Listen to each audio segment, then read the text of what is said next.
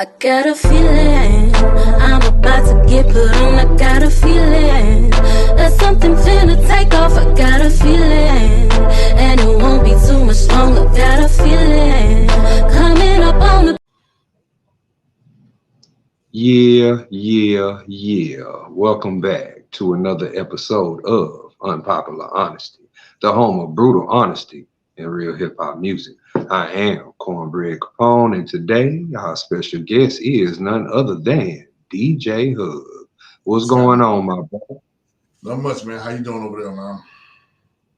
Man, all right, man. I'm cooling right now. What you got going on, man? I understand that you have a new body of work that will be releasing very soon. Yes, indeed. This called DJ Hugg Living My Best Life, and it's dropping on June the 3rd, 2024, which is less than a week from now. Yeah, and what can people expect from this project? Number positive vibes, man. Number positive vibes. Incorporated with some funk, some gospel, some inspirational. Anything that's uplifting and motivating. That's what I'm all about nowadays now. That's good, man, because it seems like the inspirational or motivational type of music is a lost art in these days and times. Definitely. What made you want to create that type of music? Well, it just felt in my heart that it's something I needed to do. I had some people came to me and said, "Why don't you do some gospel? You have the voice for it, So I did, the last project, it's called Another Chance. I made it work, incorporated with what I talked about, a little fun, a little gospel, a little inspirational.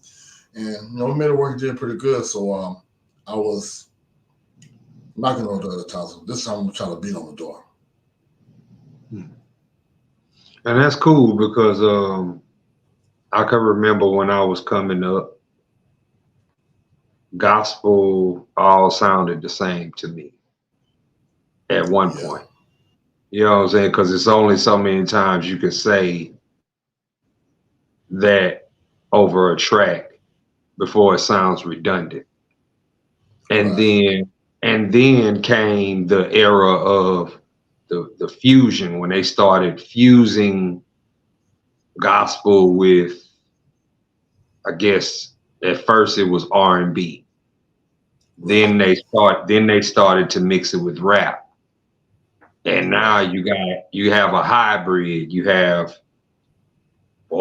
some gospel today that almost sound damn near identical to rap, from the beat pattern to the way they pattern what they're saying over the beat.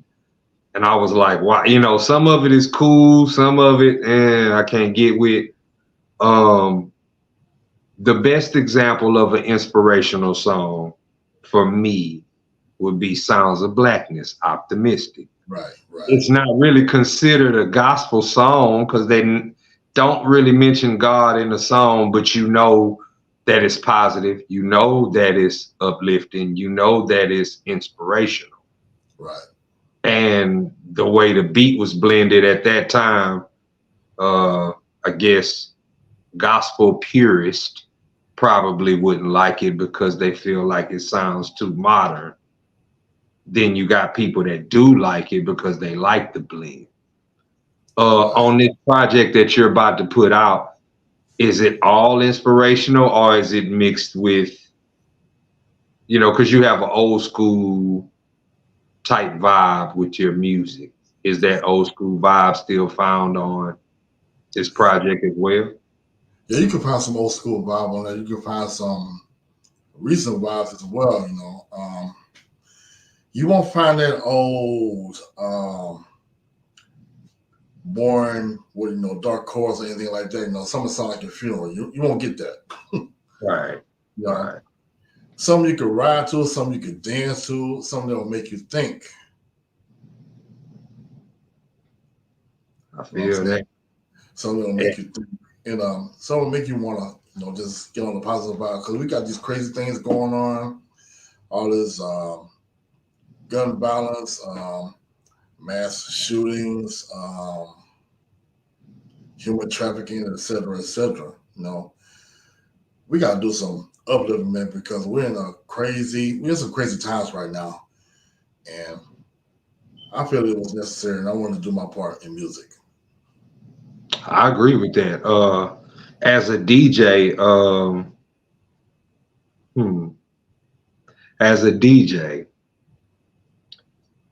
I say within the last 2 months, your DJing has probably become very interesting due to all the records that have came out. I want to ask you, what did you think about Kendrick Lamar?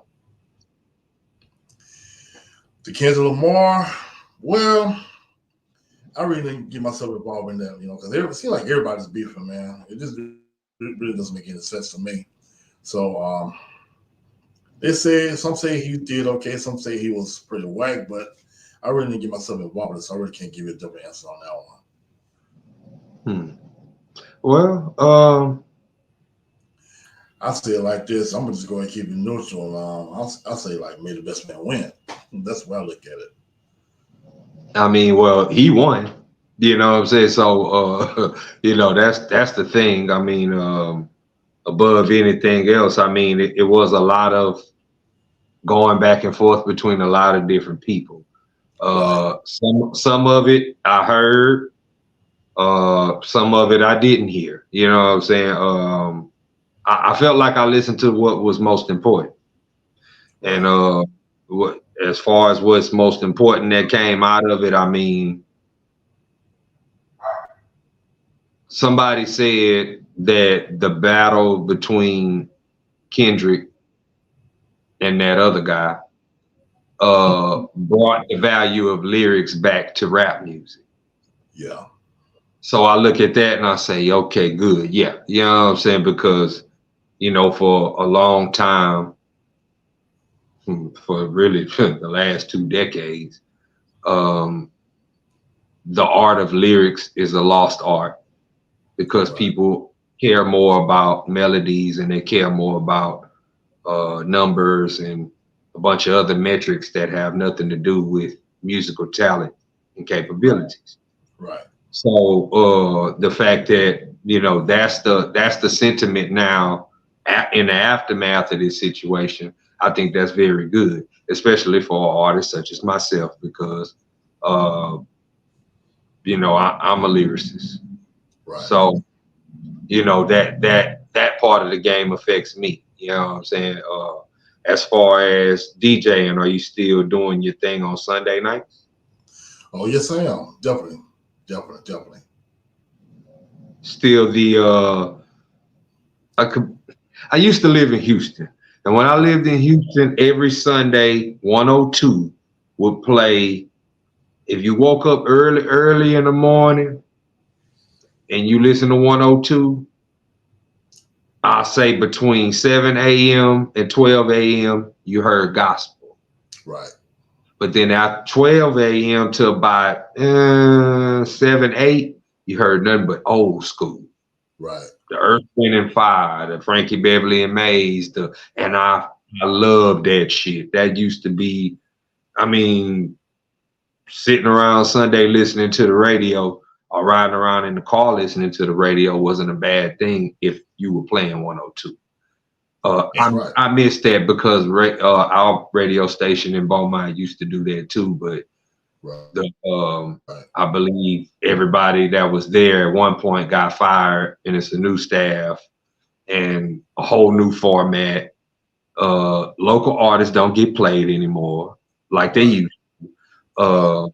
And then they don't have the jam on Sundays. So when you be doing your thing on Sundays, that's what it reminds me of. Right. And you know what I'm saying? And I'll be like, and that's why I want to keep going, man. The old school vibe, when music was music, when everything was real good, I just want to capture that, just bring that back, keep it going. Because they said nowadays, the music is dying. Yeah. And the cold part is when people talk about music these days, they talking about the stuff you play on Sundays. Right. Or when I talk to different people about music on any given day. And we'll talk about music, and if somebody brings up R&B, they're not talking about R&B right now. They're talking about R&B from the 80s or the 70s or the 90s, because that's when it's, I was telling somebody the other day, we were in the barbershop and we was talking about rap music, and the guy was like, man, I still listen to A-Ball and MJG and UGK. And I said, yeah, I was like, that's the era. This is the era that because rap music was at its highest level in the 90s. It has not reached that level since. So when people talk about hip hop, that's what they're talking about. Same thing with R&B.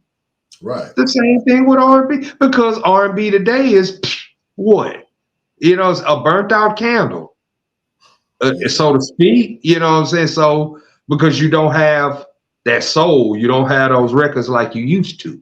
So, and that's why we still listen to it. I mean, I get in my car and I play.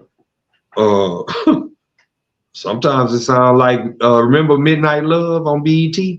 Oh yeah, I remember that. Yeah, see, I be trying to get to that level in the car sometimes. You know what I'm saying? Like just, because every day I get in my car, I don't listen to rap. And that's just a reality. I don't. Some days I get in there and I feel like, okay, it's an R&B day, or it's an old school day. You know what I'm saying? Like, and I just play nothing but old school. And sometimes it's just like that. You know what I'm saying? Favorite old school. Do you have a favorite old school artist or song? Do I have a favorite old school artist? It's the list is endless, man. Like I said, I get off with some Earth, Wind & Fire, get off to some Maze, get off to some Cool in the Game, the Ozzy Brothers back when it was 6 of them, something like that. Let's see, I do some Lakeside, people like that. Yeah, I mean, you named all the people that's in my playlist. Right. You know what I'm saying? I mean, I'm that still looking.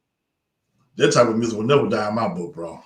No. Oh no, it won't, because for one, when I was young and a young teenager in the 90s, the older generation that was around me listening to rap and didn't really understand it until they started hearing music from their generation being sampled into what we were doing in the 90s. And they would say, oh, they'll never make music like the 70s again. And I was at one point, I was too young to understand what they were saying, until I grew up and I went back and I listened to all the old music and I said, oh, they was right. You'll never hear this shit again.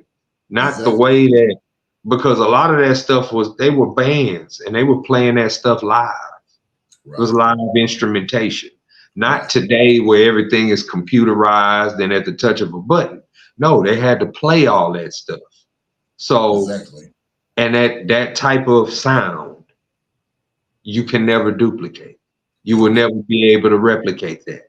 You know what I'm saying? And as far as hip hop is concerned, a lot of people probably don't know, but need to know that a lot of it was built on samples.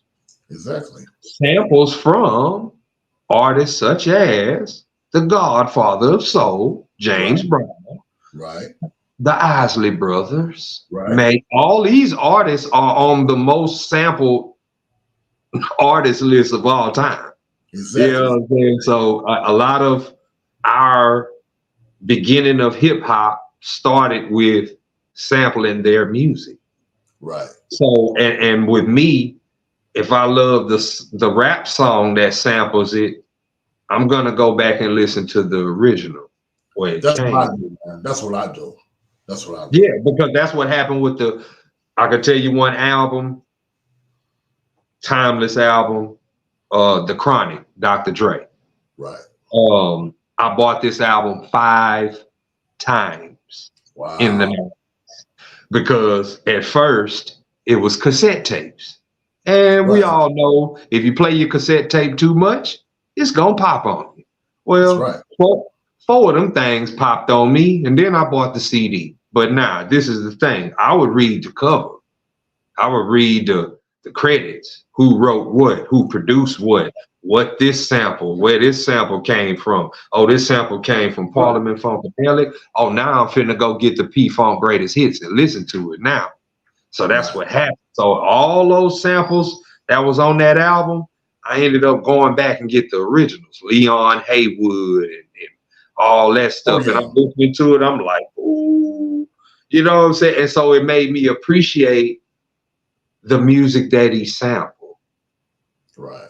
And I don't know if everybody else did this, but it made me appreciate the 70s. My mother was a huge Parliament Funkadelic fan. And it's funny that she loved Parliament in the 70s. Right. And I love G-Funk in the 90s. That's right. And G-Funk derived from P-Funk. So right. I was like, wow. You know what I'm saying? When you put those dots together like that, it's incredible. But you're right. You're absolutely correct about that. Music will never die. It will forever be loved. The great part about it is the way it's used, the way it's incorporated, you know, the way it's formatted, you know, like the way Dr. Dre did it. You know, that's one of my producers idols, you know, in the game, because he incorporates everything real well in everything he does. Yeah. I wanted to ask you, after this latest project that you have coming out, what are your plans next? What do you plan to do after this? I'm just gonna take things as they are, just go with the flow and see what happens. Just kind of ride this thing on out and see how far it will take me and everything. It might take me to a whole different plateau, so who knows? I'm just gonna roll with it. Whatever I do, I'll put my mind to it. Something else I wanted to ask you too. Recently, two of my favorite MCs have released singles, basically letting you know that they have albums coming out. Right. And both of these MCs basically had a whole album with one producer.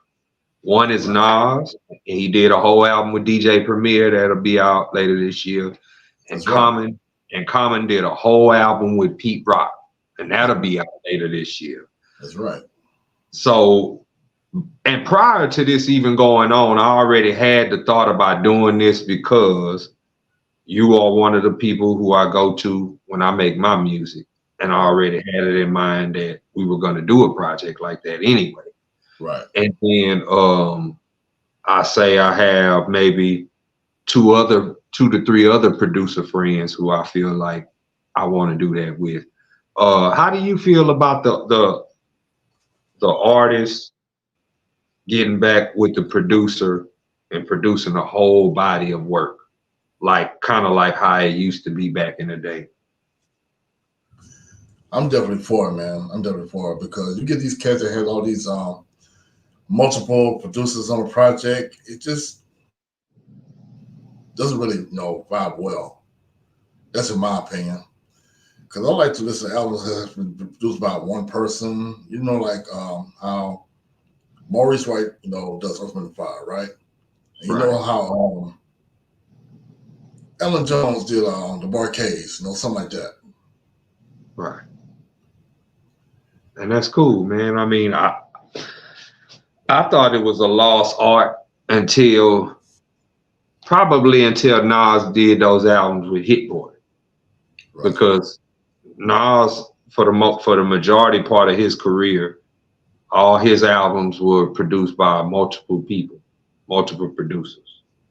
And then I guess he got to the point to where he was like, well, let me try this with Hit Boy. And it actually worked out. Right. But people were saying the whole time, even when he did that album with Kanye, that why don't you get with DJ Premier? You know what I'm saying? Because everybody knows that Premier and Nas, you know what I'm saying, for a whole album. Oh yeah. You know what I'm saying? Please. And same thing with Common and Pete Rock. I mean, I love both of them records right now. Before we get up out of here, is there anything that you would like to say to anybody? Well, I would say, man, just go for your gut, whatever you want to do. You know what I'm saying? Make sure it's positive and make sure it's legal as well. You know, don't let anybody block your, you know, whatever you're trying to do. Just set your heart to it. Like I said before, I'll say it again, you know, invest time, not just money, to perfect your craft. And just, like Johnson's brother said back in the days, you know, go for your guns. Yeah, man. And DJ Hugg Living My Best Life will be on all streaming platforms June 3rd, 2024. That's right. On behalf of DJ Hugg, I am Cornbread Capone. This is Unpopular Honesty, the home of brutal honesty in real hip hop music.